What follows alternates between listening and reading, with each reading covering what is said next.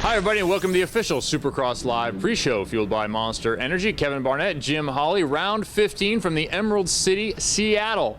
Jim, the weather always a factor here. Everyone talks about it even before we get here to this event. It rained the last couple of days, but it is a beautiful sunny day. They're pulling the plastic off the track right now. It looks like it's going to be a great day for the track. Yeah, it should be. I mean, and the thing about it is the rain, you know, not only for the riders, but for the fans. It gives the fans a great opportunity to come out here and enjoy some sunshine up here in the Pacific Northwest, and it should be a great day.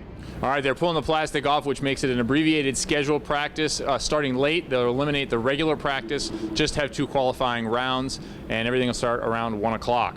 In the Western Regional Supercross Lights class, that's where they're back. We talk about those new names that we remember from so far ago. February 11th back in San Diego, we're talking about Tomac, we're talking about Seeley, we're talking about Wilson, all those guys coming back.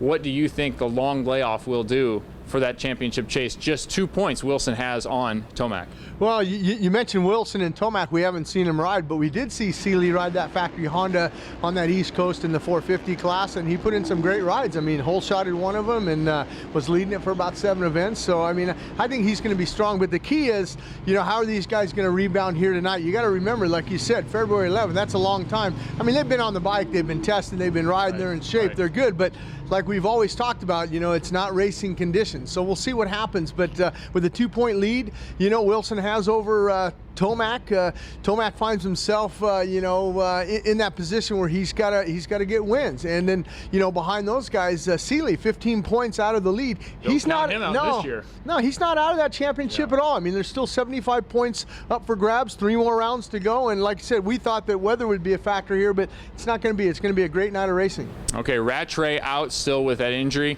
Also, Zach Osborne out. He went over to Europe, got injured. But remember, Matt Moss recorded on that J-Star KTM, recorded his first podium last round in San Diego, taking home 3rd, so he could be a factor. Yeah, I think he's going to be one of the guys, and you got to remember that, you know, that's back in San Diego, and we didn't get a chance to get an interview. We had to get it with Nathan Ramsey because he had to do a urine test for anti-doping, so it'll be interesting. I know he went back to Australia after that race, and, you know, a lot of guys that come from Australia and Europe, you know, they like, if they have a long break, they like to go home. Maybe they get a little homesick and get some home cooking, but he's ready to go. And you know, you mentioned Nico Izzy. He's going to ride that 450, and I think that's a great idea because he's been on that 450. He's going to ride the 450 in the outdoors, so why take the chance on having him ride 3 rounds on lights and then get back and try to get acclimated before you just keep him on that 450. He's been doing a great job there. Yeah, and that Supercross class, you mentioned Izzy, one of the changes. Also, Ryan Dungey back, probably the biggest news. Tyler Bowers moves over to the Hart and Huntington squad. He takes over there. Ken Roxon going to be on the 350.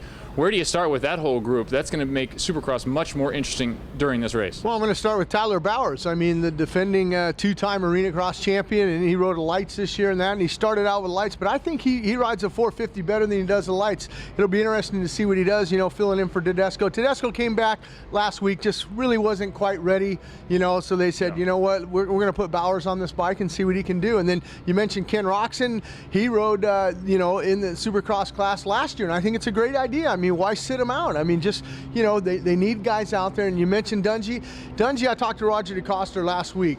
He wants Dungey and KTM to try and get 2nd in this championship. I mean, it'd be huge for him to get 2nd or 3rd. They've never been 2nd or 3rd in a championship in the Supercross class, and he's just sitting a little bit behind Brayton and Millsaps, and Brayton and Millsaps are battling right there. I believe there's either 4 or 5 points separating those guys, and then Dungey's 14 behind those guys. So that's going to be a great something we can focus on these last 3 rounds is who's going to get 2nd in the Supercross class. Okay, so a lot to watch, and then there's the rumors that continue to swirl around James Stewart and JGR, and now Moto Concepts, perhaps. Yeah, you never know. I mean, you hear that. A friend of mine, Richard Epper, gave me a call and said, hey, man, the Neve said that this guy, he's going to ride a Suzuki at Seattle. Well, you know, I got up extra early this morning. I was in the pits here by 8 o'clock, and I went over there and I saw, and I do see a number 7, but it's a Honda, and it's in the Moto Concepts truck, but it's not next to a Lessie. It's off to the side where they, you know, they make a lot of different products for motorcycles. It's kind of on display. I didn't see the name Stewart. I didn't see JS7 on it and the King logo, so I think they're just adding, the Twitter guys are going to be fired up today because people in the pits, the fans are going to be going by and say, you see Stewart's bike over there at Moto Concept? Right. But I can guarantee you, James is a smart enough rider. If he didn't ride the Monster Energy Cup last year because he changed teams, stayed on the same Yamaha, but he said, I'm not ready. There's no way he's going to be on a Honda or Suzuki or anything in Seattle. I don't think James Stewart's going to be here today. Okay, so by next week we should see a number 7 under every single tent throughout the pits. Everyone trying to take advantage of that. But under the JGR Toyota tent there is a 617 Gavin Faith, the much traveled journeyman of this season, who started out with the Geico Honda squad filling in for Will Hahn, then went privateer for the 450 class over the last few races. Now will return to the JGR tent on a Yamaha. Yeah, Gavin's been putting in great rides in that 450 class, and he's got the opportunity to go over there and ride that motorcycle and see what he can do, and hopefully they'll continue on with the outdoors with him. And it's just one of those things that the opportunity presents itself, and hopefully he's ready to go on that JGR Yamaha. All right, lots of stuff upcoming here today. We'll have a post-race report, we'll have a post-practice report, we'll have rider interviews for you. Of course, this race will be live on Speed. If you want to get involved in the conversation, hashtag SXOnSpeed on Twitter. If you want to get involved with us during the day today, it's Supercross Live on Facebook, facebook.com/Supercross Live, and twitter.com/Supercross Live. Monster Energy Cup Gym coming up in October. There's still tickets available for that, and also the 2013 season about to be announced. We want to know, where do you think this series should go next year? There's lots of stuff happening. Go to Cross Club on supercrossonline.com. I'm Kevin, he's Jim. We're in Seattle. It's a beautiful day. Going to be a fantastic day of racing. More to come.